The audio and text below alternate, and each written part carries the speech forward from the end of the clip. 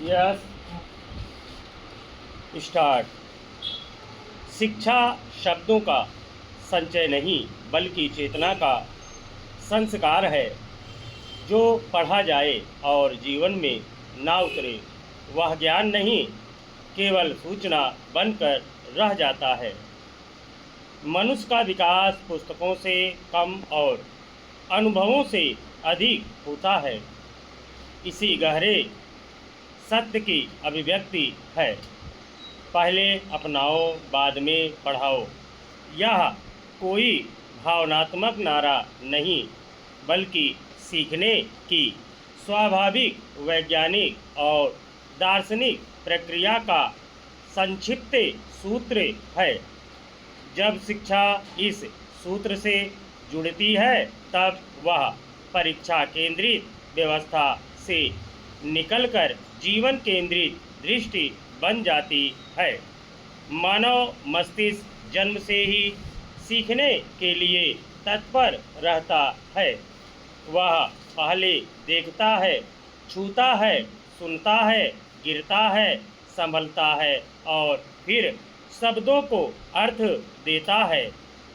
शिशु पुस्तक पढ़कर चलना नहीं सीखता बल्कि बार बार गिरकर सीखता है। आधुनिक तंत्रिका विज्ञान भी यही सिद्ध करता है कि जब सीखना प्रत्यक्ष अनुभव से जुड़ा होता है तब मस्तिष्क में बनने वाले तंत्र का संबंध अधिक गहरे और अस्थायी होते हैं। केवल सुनी या रटी गई जानकारी स्मृति में अल्पकालिक होती है, जबकि किया गया कार्य चेतना में अस्थायी छाप छोड़ता है।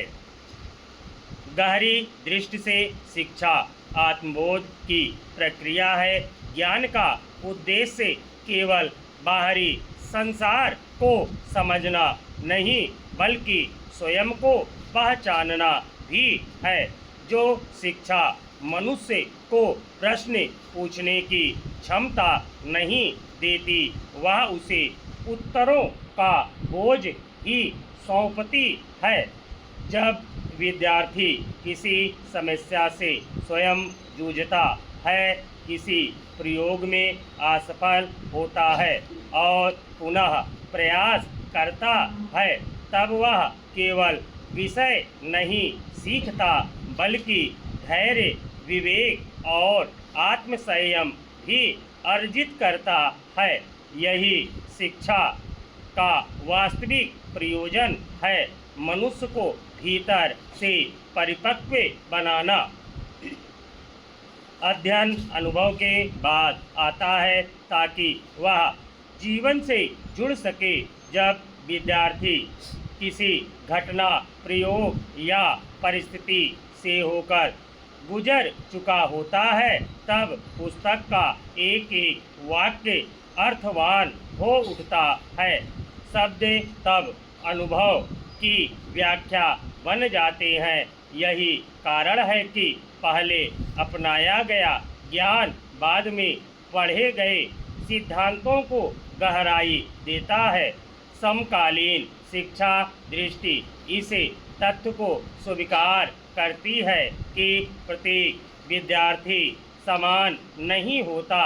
किसी की रुचि विज्ञान में होती है, किसी की कला में, किसी की प्रकृति में तो किसी की समाज में।